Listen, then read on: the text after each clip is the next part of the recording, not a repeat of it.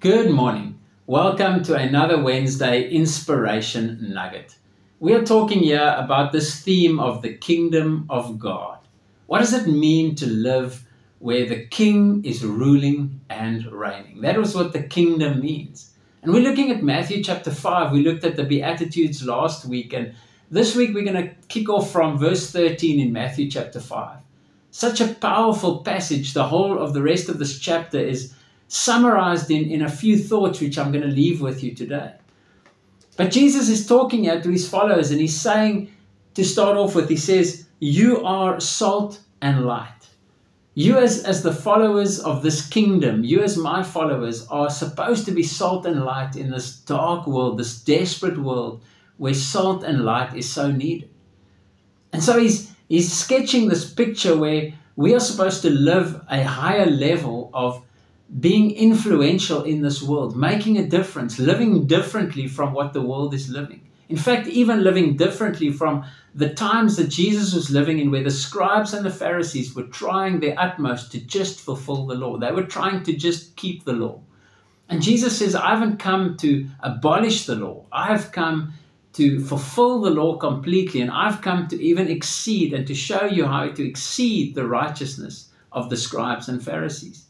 And so he says, unless you're living in a life different and exceeding that of the scribes and Pharisees, you cannot enter into this kingdom. You cannot live in this kingdom. And then he summarizes in a few sections, what does it look like to exceed that of the scribes and the Pharisees? This righteousness, this so-called keeping of the law that they were trying to do. What does it look like to live differently? What does it look like to live on another level? And I see it as a higher level. And so he starts with murder, and he says, you have heard that it was said to those of old, you shall not murder.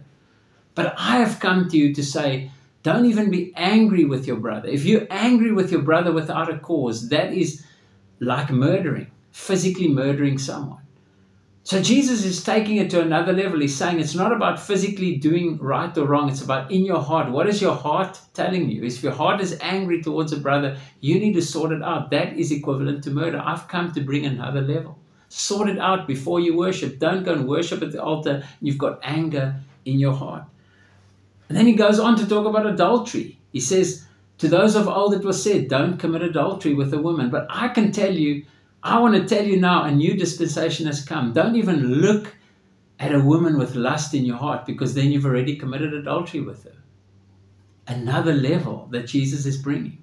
And then he goes on to talk about marriage being sacred and binding, and they're only one condition for divorce. The power of marriage and the sacredness of that. And then he goes on to talk about not swearing falsely. Those of old were told, do not swear falsely. And Jesus says, don't swear by anything. Just let your yes be yes and your no be no. Live with integrity. Live with keeping your promises. Say what you mean and mean what you say. And don't, promise something and not deliver. But let your yes be yes and your no be no. Another level of integrity. And then the next one, he says, you have heard it was said, an eye for an eye, a tooth for a tooth. But I want to tell you, go the extra mile for this person. If they slap you on the face, turn the other cheek. If they want one tunic, give two tunics. Go the extra mile. Exceed the righteousness of the Pharisees. And lastly, he ends with this very challenging thought. He says, to those of old it was said, love your neighbor and hate your enemies. But Jesus says, I have come to bring another level of loving your enemies. Because what reward is it if you just love those who love you? But I have come to give you the power to be able to love those who hate you, to love your enemies. It's another level. And it's challenging when you read this. And he ends like this in verse 48. He says, therefore you shall be perfect, just as your Father in heaven is perfect. The kingdom of God, friends, is another level. And it might sound challenging and it might sound impossible. And I want to tell you, it is impossible if you're trying to be like the scribes and the Pharisees. But Jesus says there's only one way to fulfill this, and that is by following me.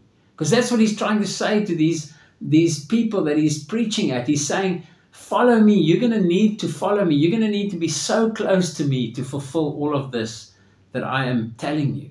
But I can tell you, as I speak to you now, if you believe it and you receive it and you say, Jesus, I want to be like you because I can see you are doing this, then you will be able to fulfill everything. You will be able to be holy and separated just as He is holy and as His Father in heaven is holy.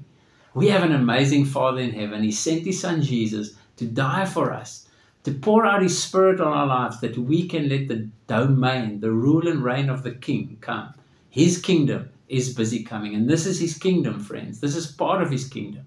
So may His kingdom come in and through all our lives. And may we be salt and light. May we live differently. May we all live on a higher level, just as Jesus is calling us to live. Be blessed as you follow Him and as the kingdom of God comes. Amen.